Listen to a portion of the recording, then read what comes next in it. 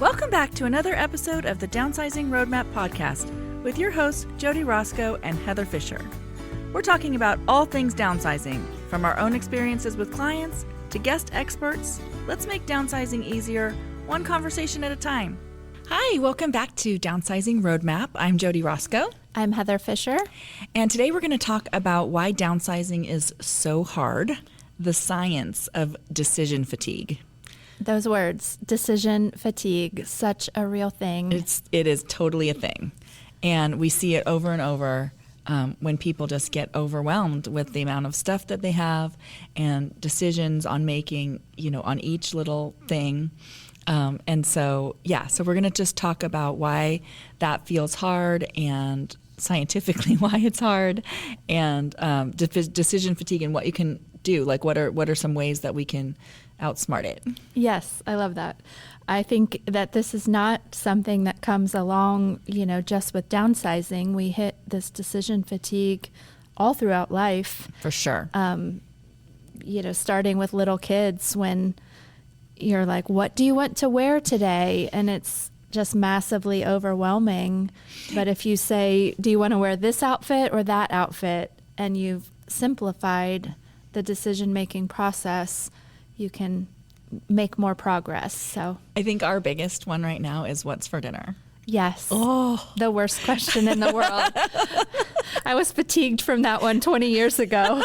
Now I'm definitely exhausted by that. I saw this meme and it was like about that. And it was like, nobody told me the hardest part about adulting was going to be deciding what's for dinner every day. Yeah, over and over every day for the rest of your life. Groundhog Day. Yes. Yes, definitely decisions, it not just in your stuff, but in your life, you can just get overwhelmed by it. And if that's what you do all day at work, or, if you have to make lots of decisions over and over again, it definitely wears you down on making decisions about stuff in your house or your life or dinner. Yeah. And so you get up to, a process like downsizing, and it is a monumental amount of decisions. Mm-hmm. But all of that becomes easier the more planning you do, the more time you give yourself to spread it out. And, we'll talk about some other strategies. Like, I think the habits you create in your life. Yeah. Yeah. To lessen the amount of decisions each day or each project definitely helps. Yeah. So if you're feeling drained on deciding what to keep, this is the episode for you, right? So Absolutely. We're going to talk about all of that. So, and it just isn't sorting your stuff. It's making emotional hundreds of little decisions, and it's cognitive decisions. Do I want this? Do I want that? Do I want should I keep this? What? And then sometimes you can go down a whole rabbit hole with just one thing.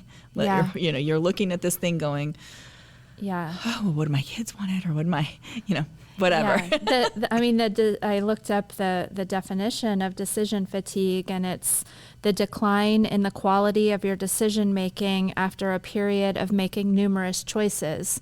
So I think that's what you're saying, that something that was an easy decision, if it was your first decision, you can make that. But if you've already made 300 decisions, you do start doubting the easy decision and start second guessing yourself and feeling emotionally attached to things that you really aren't. So that's the time to just recognize, for the day, recognize what's happening, and recognize that it will be much easier if you stop, regroup, and redo it the next day with that fresh mindset. Mm-hmm. Mm-hmm. So mental exhaustion. So research by psychologist Roy Baumeister on willpower depletion. He did some research on willpower depletion, and that is actually a whole thing. That I've read a lot about that actually in eating.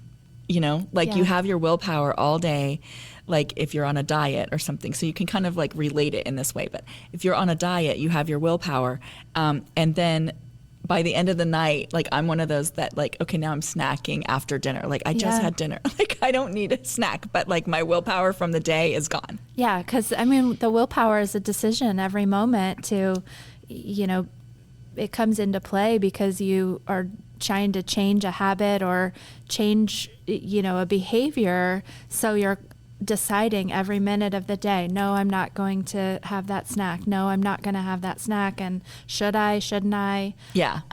So clearly decision fatigue in that instance as well. And you just give in. And that's what we're talking about, that the quality of your decisions goes out the window and you eat the chocolate cake. Yeah.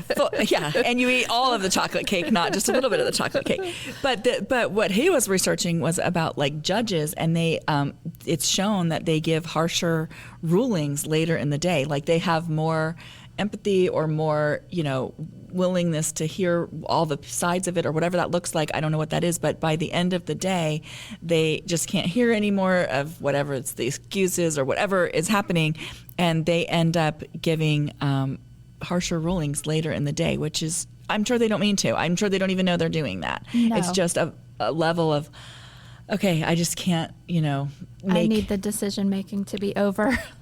Yeah, right, Yeah.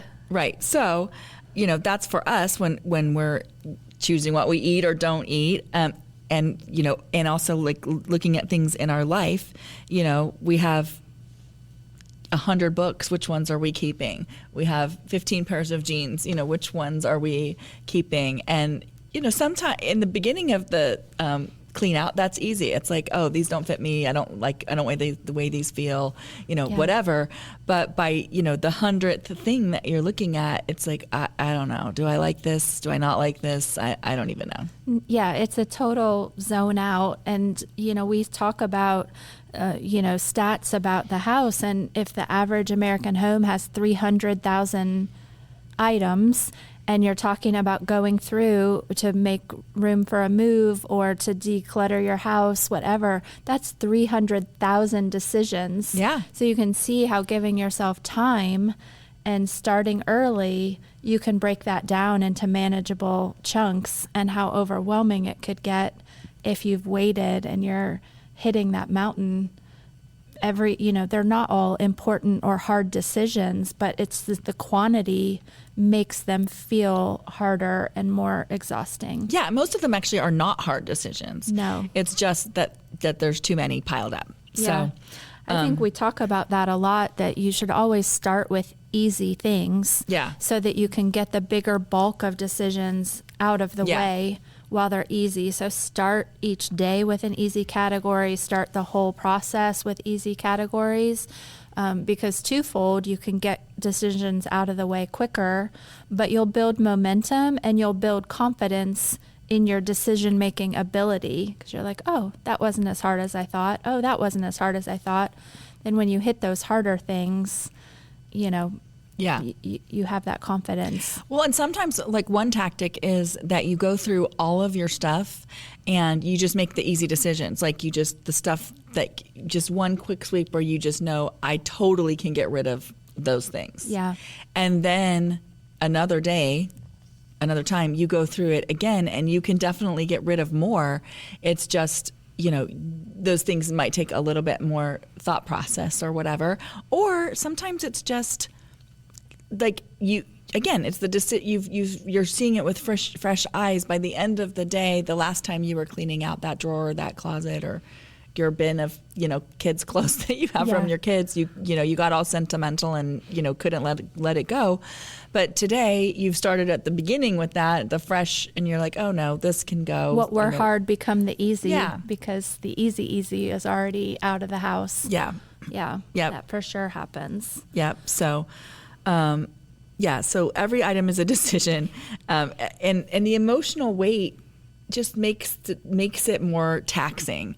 And I think you see as people start in the beginning, they kind of just like, oh yeah, I don't need that, and as they go along, it turns into like, well, what if my daughter would want that, or what if my kid, what if her daughter would want that, or we should save this for whatever. And I think because the decision fatigue sets in, it lets you go down a little bit more rabbit holes as you kind of go along, and you're looking for reasons not to make the decision, because those are really procrastination techniques, honestly. Yeah. And maybe I should keep this for my daughter, or maybe I should keep this for whatever. And I'm not saying there aren't things that you shouldn't keep for them. But if you notice that's what's happening after if you've been doing this for a couple hours and you notice that's what's happening, that may be a clue to you, like, hey, I think I'm just, not making the decisions in the best way possible. and I need to just, Yeah. take a little break. I think sometimes too, one tactic when you're struggling a little bit with decisions, it's a lot easier to make a this or that decision between two similar items than to make over and over again yes or no decisions on each item individually. Yeah. Because there's that loss on, Yeah. am I keeping this? No. And you're constantly giving things away instead of that choosing the best of whatever category or whatever. I think mentally that can help reduce your decision fatigue because you're not just deciding on every item to give it away. You can look and see, okay, I don't need 15 spatulas. Yeah, I'm going to pick Here's the my best favorite two. And it's less of a feeling of loss or giving away too much. Yeah, I love that because you can group things. Yeah. And then it's one decision almost. It's like I'm going to pick the best two, which may seem obvious, Yeah. From the group, and the rest of it can go. And then it's not like a decision on each one of those things. You've, put things together that you've grouped. Yeah, we were cleaning out some stuff over the weekend, and between a couple spots, we suddenly had a pile of like 10 blankets, like the couch your couch blankets. We're like, okay, this is ridiculous. Let's pick two and get rid. And that was so much easier than having to look at each one and think where it was from or think if I like it enough or not enough. It was just a comparison. Pick your favorite two out of this pile. And if you're downsizing, that is what you need to be doing in your mind around all of your things, right? Because if you're truly downsizing into a smaller place, you don't have room for 10 couch blankets. You won't need 10 couch. You'll need 2. You'll need yours and theirs. Yeah. And, or whatever that looks like. Yeah. And so thinking this is my limit of what I need, like ahead of time. Yeah. Ahead of time, here's my list of the things I think I'm going to need. If you're doing the kitchen, you're going to need, dishes for, 4 or 6 or not 12, or whatever that number is. And then which of those would I want if that's what I'm looking at? Which 6 dishes would I want? I do think that's a totally different mindset.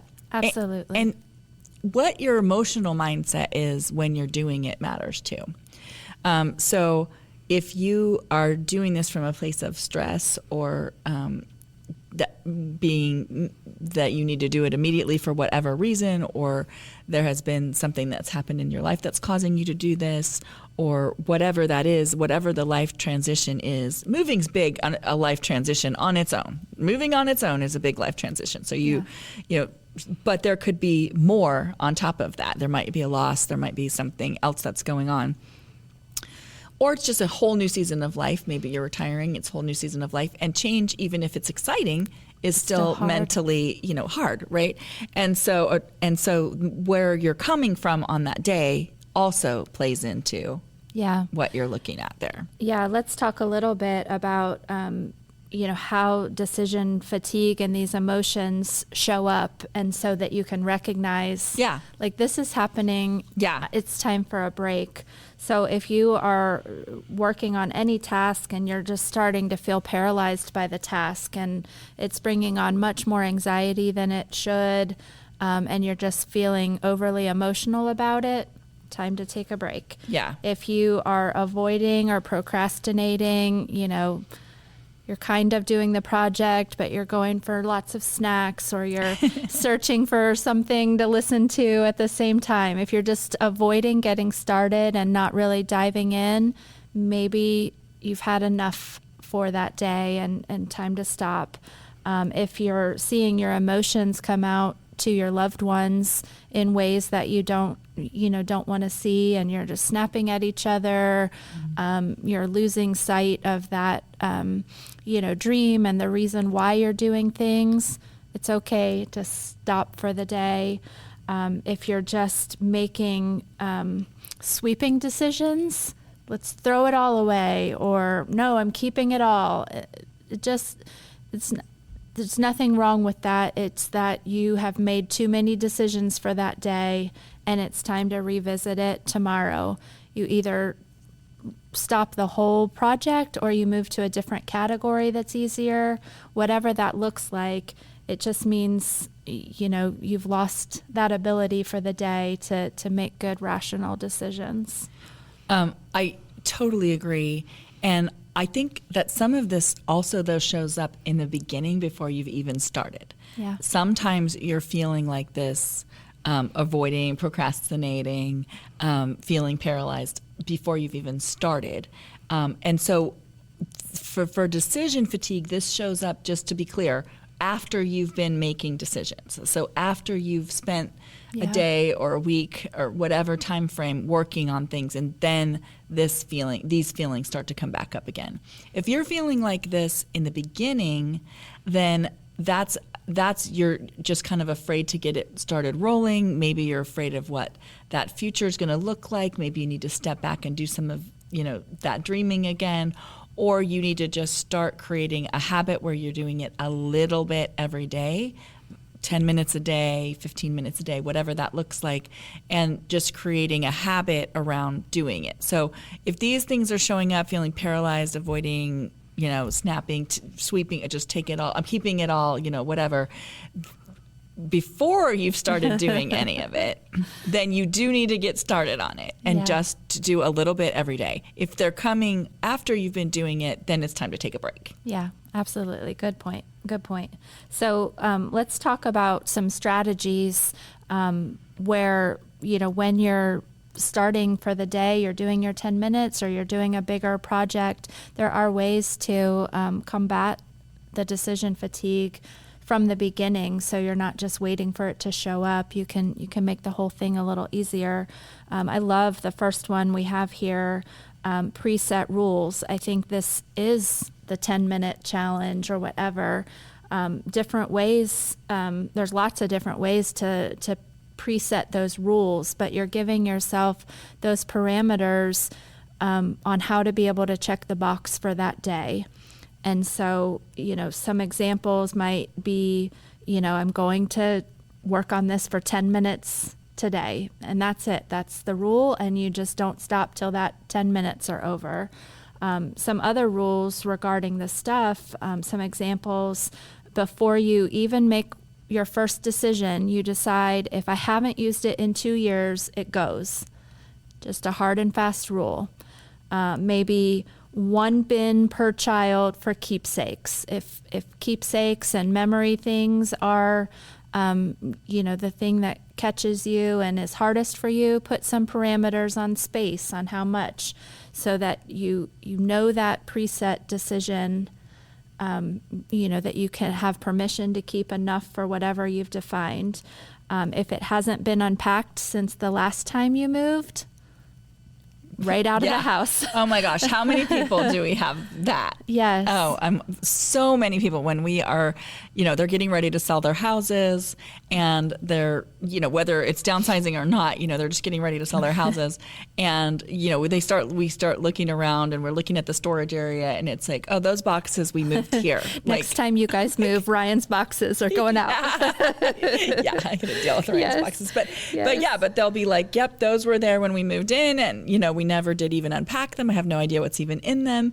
Clearly, they don't need what's in them. Yeah. Like, they don't. Now, they're going to want to go through it to see if there was something, a jar of money in there, or something. Of course. But be so realistic with yourself about, if you haven't, you don't need it. You just don't need it. Yeah. Holiday decor must fit in blank number of bins. Yep. And these are all different for you to decide what fits the mountain of stuff that you're looking at. But in general, thinking of rules that work for what you're battling can be so helpful than just like, I don't know how to get started. I don't know what to do. I don't know how to make these decisions.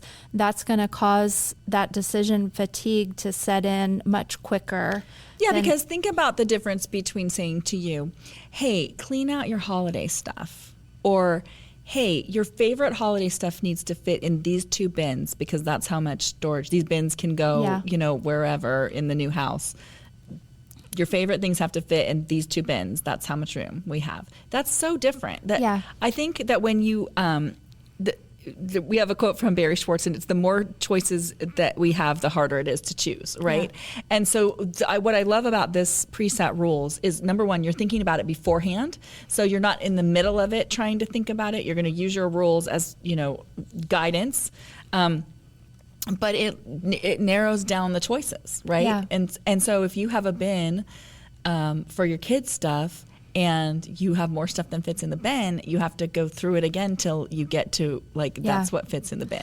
It moves the decisions more to facts and logic versus emotion when you know how many bins you have room for, or if it hasn't been used in 2 years or 5 years, whatever that is. It's just has it or hasn't it met that criteria, decision made. Yeah. Instead of, oh, do I like it? I don't know. I kind of do. Maybe I'll use it. It's just what's the facts about this? Have I used it or not? Yeah. Move it out. So definitely set those rules. Back to what we were talking about with the this or that, make batch decisions. We went through that. That's like, put all your spatulas out there, pick the favorite 2, the rest of it can go. Or I think, where this really plays a part is in if people have big collections. Yeah.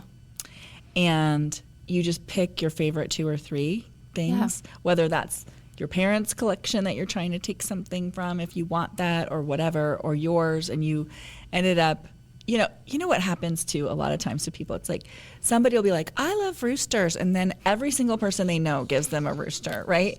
And they're not, they had a couple that they loved, and then now they have 57 of them. Yes. And my mom, my mom likes moose. And it ended up we had a whole moose room at their house, because that's the gift to give. And yeah, people kind of glob onto that, and they're like, oh, she likes moose. We're going to get her something moose, right?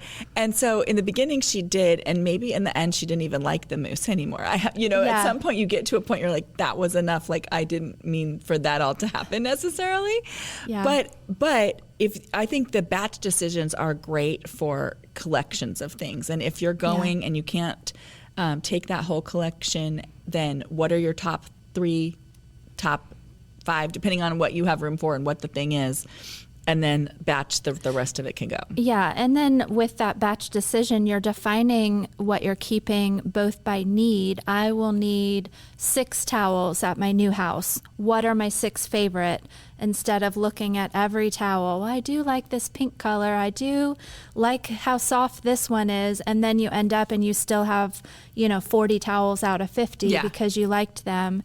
It works together to really streamline the decisions so that you can get through them faster and better. And not to have to make so many micro decisions. Yeah. So checklists and categories, those are definitely, we've talked about that in our Jumpstart episode and everything, but definitely don't just wake up in the morning and say, oh, I'll work on downsizing today. What does that even mean? Yeah, the checklists and categories give you that path of what's the next thing on the list that I need to tackle and how much time do I have today to work on it, which goes to the next tip about time blocking.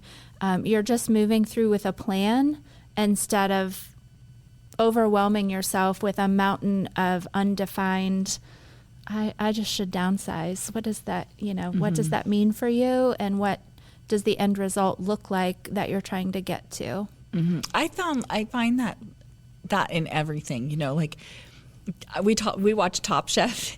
I love that show. And they're at the end, it's just they're like, make whatever you want. And they're like, oh, because that's so hard without any parameters. Everything else was a test, and it's here's some obscure ingredient, make a dish out of it. But you knew exactly and they're what you had to work with. Yeah. And so the idea of just kind of creating your own parameters around it is so good, because that just vague, I'm going to clean out today, or I'm going to downsize to something today, or it's just too hard. It's just too hard. Yeah. And so you can, before you start the whole process, I mean, we have our decluttering checklist that you can get from our website, which just kind of breaks down the typical house into rooms. Or you could do something specifically tailored to you, I need to hit photos and, the craft room and this, but if you take just a little bit of time at the very beginning and put those in an order that makes sense, starting with easy and breaking down it into sections, then you can just say, okay, I'm going to work on this next thing on the list for 20 minutes today. Yep. Yeah. And you feel so good because you can accomplish that. Yeah. And then time blocking. Yeah. Time blocking either, an hour a week, an hour a day, depending on how quickly you need to get something done. If this is something that you think, hey, I just need to start working on this. Like, I don't want to leave all this to my, kids, or I know we're going to move in the next few years and I know I have too much stuff. Start with 10, 15 minutes a day. And the purpose of that is just to make it a habit, to make it to something that is going to be ingrained in you. Because even when you get to the new place, you're going to need to call out things. We can't just continue to bring things in and let nothing go out, or it's just going to turn into, too much stuff at the next place. So creating a habit around it is super important.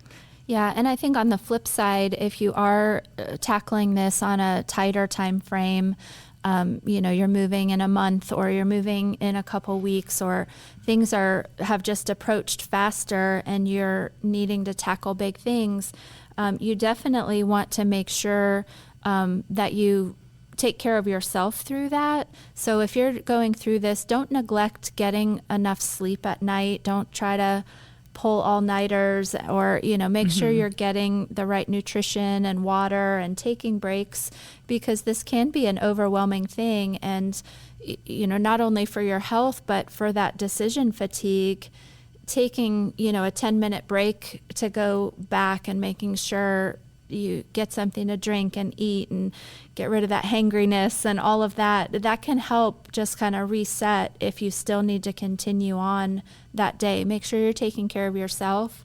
And I would say reduce other decisions in your life as much as possible so that you have room for the decisions needed to do this.